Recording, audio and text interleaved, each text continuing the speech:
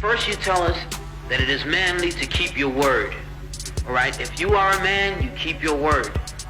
And now all that the black people in this country are demanding, and even the black people in the whole world are demanding, is that you keep your word. You told us we were free. Well then, show us that we're free.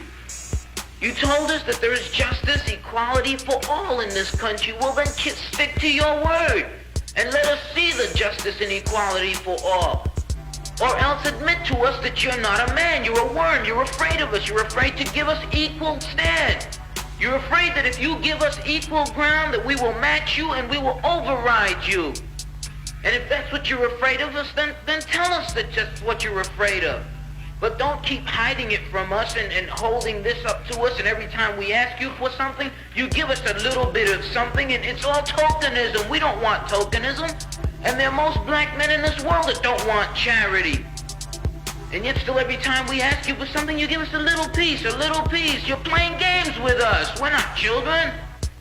We're big men. I've seen my father have to put up with all kinds of stuff. He was a big man. He raised a family. He went down south, and he had to go around to the back door with his wife. We're not asking for anything. We're not asking for any favors. All we want is what's ours. Now, there are many black veterans who are coming back, and they're mad. They're angry.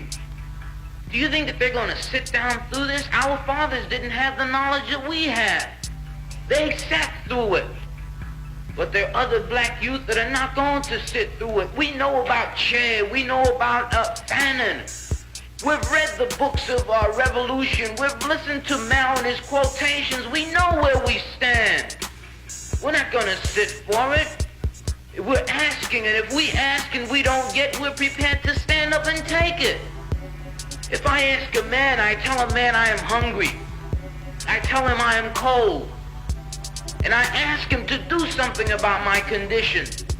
And this man holds a loaf of bread right in front of me so I can see it, and I keep asking him, I'm begging him to please give me a slice of the loaf of bread. I am hungry. Then it is known by every psychologist that the next step in the progression is I am going to knock him upside the head and take the bread from him.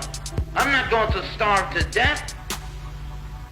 All we're asking, no one wants to see blood. No one likes the smell of blood. No one wants war. Anyone who's been in war doesn't want war. Everyone knows what it is to see the inside of a man's gut hanging out and see your friends die, see relatives die. No one wants to regress back to the state of mind where you have to think it's all for the cause, therefore my mother has to die, my wife has to die, my brothers and sisters have to die. No one wants that. But you're pushing us to it.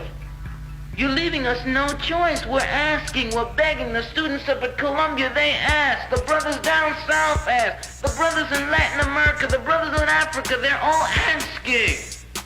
All they're doing is asking. Our fathers asked. Our grandfathers asked. The presidents of our universities, our colleges had to go to your back doors to beg that their children be given just enough money so that they could be taught something to live off. And yet still, they asked and asked and asked, and you refused to give them anything. Now, we're just about out of patience. We're not going to ask anymore. The news media says that it's only the young that are militant, only the young that want this and want that. Okay, but we're 40% of the black population now. Or we were a year ago, and still yet we're climbing. Before long, we'll be 50%, 55%, and then we'll have the command. We're not going to take it. We're not going to take sitting in rotten parks and in places that just aren't fit for living. We're not going to take it. There's a limit to a man's patience, and everyone knows that God, Christ, heaven, everyone knows that what we're asking is not $1 million. All we're asking for is humanity. We're asking to be allowed to live like human beings. And God, you tell us that this is too much to ask. You're sick. You're definitely sick. How can you tell me that it's too much to ask to be a human being?